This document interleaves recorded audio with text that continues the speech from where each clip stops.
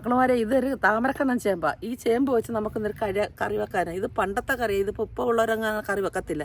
ഇത് പഴയകാല കറി. ഞാൻ ഇനിയിപ്പോൾ പഴയകാല കറികളൊക്കെ വെക്കാനാണ് ആഗ്രഹിക്കുന്നത്. നിങ്ങൾ എൻ്റെ ഇത് സബ്സ്ക്രൈബ് ചെയ്താൽ നിങ്ങൾക്ക് എല്ലാവർക്കും കിട്ടും. അത് കാണണം, കേൾക്കണം. നല്ലതാണ്, നല്ല ടേസ്റ്റാണ്, നമ്മുടെ ആരോഗ്യത്തിന് ഏറ്റവും ഉത്തമമാണ്.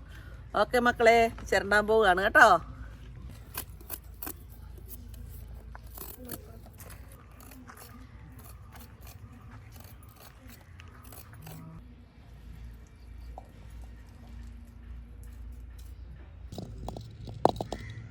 മക്കളമാരെ കണ്ട നമ്മൾ ചേമ്പെല്ലാം കഴുകി വൃത്തിയാക്കി അത് ചെറിയ കഷ്ണമാക്കി എടുത്തിട്ടുണ്ട്. ഇനി നമ്മളിത് അടപ്പ് വെച്ച് വേവിക്കുന്ന രീതി, ആ കറി വെക്കേണ്ട എന്തൊക്കെയാണ് ചേരുവകളും എങ്ങനെ വെക്കേണ്ടതെന്ന് ആ കാര്യത്തെക്കുറിച്ചെല്ലാം വിശദമായിട്ട് പറഞ്ഞുതരാം കേട്ടോ. 3 പച്ചമുളക് ചേർക്കുന്നുണ്ട്, ഇച്ചിരി കരിയാപ്പല, ഈ വേവാനുള്ള വെള്ളം ഒഴിക്കും. വെള്ളം ഒഴിച്ചിട്ട് നല്ലോണം തീയിട്ടങ്ങ് ഇരിക്കണം. 1 മുറി തേങ്ങ നമ്മളെ തിരുമ്മി വെച്ച്,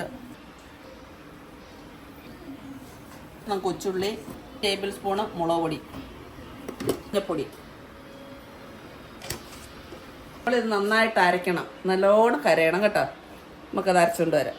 ഇച്ചിരി വെള്ളമൊക്കെ ഒഴിച്ച് അരയ്ക്കണം. ഇതൊന്ന് നന്നായിട്ട് ഒന്ന് അരിഞ്ഞ് എഴുമിച്ച് വെള്ളം ഒഴിച്ചാൽ നന്നായിട്ട്. ഈ പരുവാകുമ്പോൾ നമ്മൾ ഇതിനകത്തോട്ട് നല്ല ഒരു കുടം പുളി ചെറുതായിട്ട് പിച്ചി ഇടണം കേട്ടോ. വടക്കം പുളിയാണോ ഇടണ്ടേ? അതിന്റെ പാകത്തിന് ഉപ്പ്. നമ്മൾ വേവായി വെന്തിട്ടേ ചെയ്യാവുള്ളൂ. അഥവാ വേവാൻ മടിയുള്ള ചേമ്പാണെങ്കിൽ നമ്മൾ കുക്കറിനകത്ത് വെച്ച് 2 വിസിൽ അടുപ്പിക്കണം കേട്ടോ.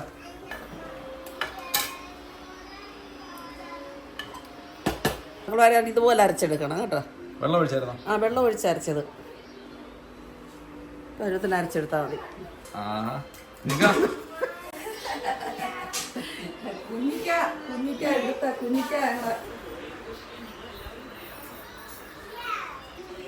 കടുവ് വറക്കാൻ ഉള്ളി എടുത്ത് വെക്കും മക്കളെ. 5-6 കഷ്ണം കൊച്ചുള്ളി ചേർത്ത് കടുവ് വറുത്താൽ ഒരു പ്രത്യേക ടേസ്റ്റ് ഉണ്ട് അതിന്.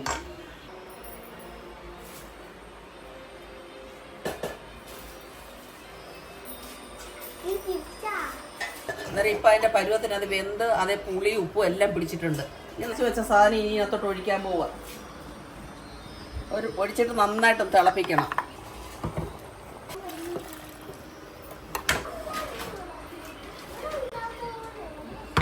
ഇതാണ് അതിൻ്റെ പരുവം കേട്ടോ. ഇനി അത് നമ്മൾ ഒത്തിരി അങ്ങ് നീണ്ടു പോയാലും കൊള്ളരുത്. അത് ഈ പരുവത്തിനാകുമ്പോൾ നല്ല പരുവത്തിൽ തിളച്ച് കഴിയുമ്പോൾ കുറുകിയിരിക്കും.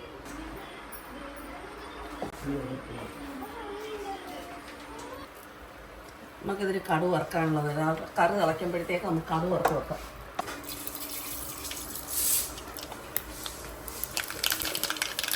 വറ്റൽ മുളക് ഇടാം.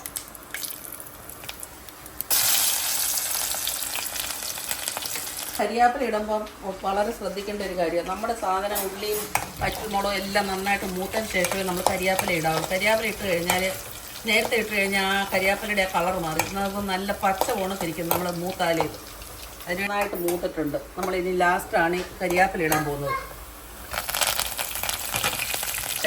നല്ല പച്ച പൊടുത്തണ്ടിരിക്കണം. അത് മൂത്ത് വരുമ്പോൾ നല്ല ഇതായിരിക്കും. നമ്മുടെ കറി തിളച്ച് നല്ല പരുവായിട്ടുണ്ട് കണ്ടോ.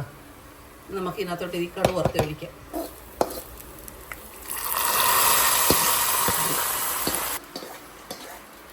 റെഡിയായി മക്കളെ, സൂപ്പർ. നോക്കട്ടെ, ടേസ്റ്റ് ഒന്ന് നോക്കട്ടെ.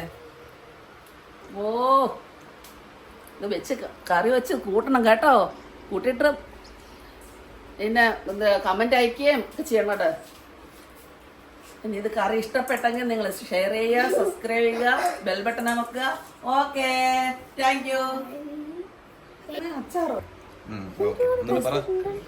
ചൂടാ അമ്മച്ചുണ്ടാക്കിയ കറികളെല്ലാം നല്ലതെല്ലാം ഉണ്ടാക്കണം കേട്ടോ. Bye by.